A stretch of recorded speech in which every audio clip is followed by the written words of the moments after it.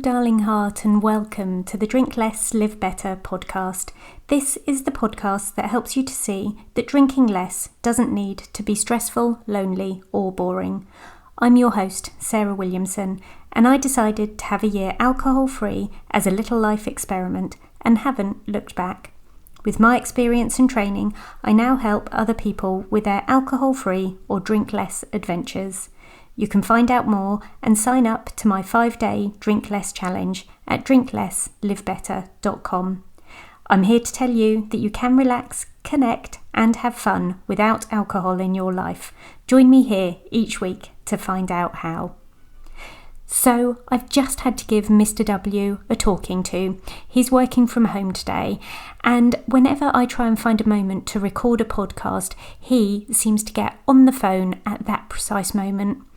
Mr. W doesn't really need a phone to communicate with his clients. I'm sure if he just opened the window, they could hear him from wherever they were. He is so loud.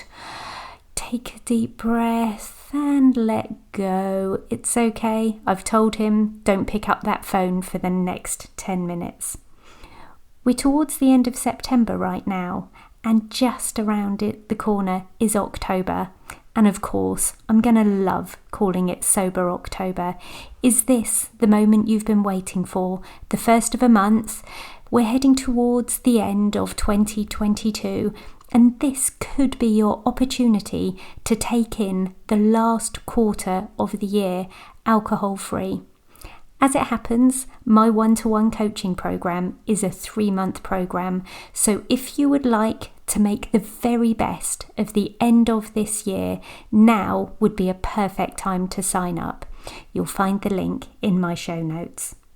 Today's episode is all about small acts of self-love. What can we do for ourselves to bring a little bit more love and care into our lives? My first and number one tip to you all is turn off the news. Mr. W thinks I'm crazy for this, but I did it back in 2019. At that point, I turned the radio off. I was listening to so much negativity in the morning. My kids were getting ready for school in the kitchen and asking me questions about the items that were on the news that I couldn't really answer, and it was not filling any of our hearts with positivity and joy in the morning. The radio in the kitchen was the first thing to go. Then went the 10 o'clock headlines. I just stopped watching the news, and I'm so glad I did before the pandemic set in. I don't have anything on my social media feeds as far as news is concerned, and the only things that I get sent are things by friends or family that they think might be of particular relevance or interest to me. My mum cuts things out from the physical newspaper and sends them to me. I love that. That is a truly edited news feed. Acts of self-love. So first, turn that news off if you can. Second, just take 15 minutes to get in that shower.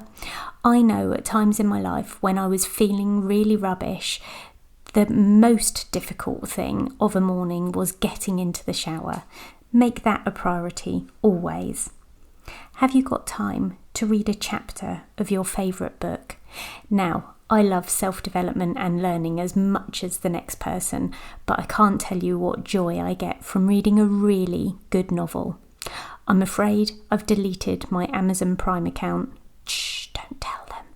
And I've gone back to the old-fashioned library. It's a complete joy because I use the app to order the books that I want, which means I know that they'll be on the shelf waiting for me when I get down there. I love the act of borrowing a book and then taking it back. I don't need to own physical copies of these books, unless it's something I particularly love and want to own, in which case I might go and search it out to keep. A cup of tea. I am the number one fan of sitting in that chair with that freshly brewed cup and just staring over the steam, over the rim of the mug, out of the window, and really enjoying that drinking experience. Respect your body. Move it in a way that feels just right for you. If running isn't your thing, that is fine. Move slowly, stretch, just do whatever it takes to really feel into your physical body. I have stopped doing so much running now, and I would consider myself to be much more of a walker, and I'm all the more happy for it. Eat and drink as best as you can possibly manage in any given moment. Don't buy that food that you know you really don't want to eat. I know it's easy to say, but just don't do it. Be absolutely patient with and kind to yourself. Congratulate yourself on all the accomplishments, even the really teeny tiny ones. Develop yourself some medium, long-term plans and goals. What are you aiming for next in your life? Seek out those people who are doing what you want and follow them closely behind, and indeed ask them for support and love. Stop the comparison. So whilst it's okay to look at other people who are a few steps ahead of you and desire a bit of what they've got, you do not need to compare yourself to them. This will only decrease your self-love. You are doing you and they are doing them. Focus very closely on your self-talk. Be as loving and compassionate as you possibly can be to yourself. Speak to yourself how you would a very dear friend. Do find comfort in time spent alone. And are you friends with other people who are on a self-love journey? Seek out some new friends if you need to, who are open to this way of life. Be open and curious about who could come into your life at this moment. And lastly, do more of the things that you love, and where you possibly can do, less of the things that you don't. Check out the show notes on this podcast or any other episode. You'll find details about the Drink Less, Live Better 2020 retreat. I'm so excited. You'll see the link to a hidden podcast episode to help you with your 5 p.m. cravings, and you'll be able to read about my one-to-one coaching program. I'd love it if you could follow and download the podcast, and if you feel inclined to leave a review, that'd be lovely as well. Thank you for listening in again today. Please come back next week, and P.S. I believe in you.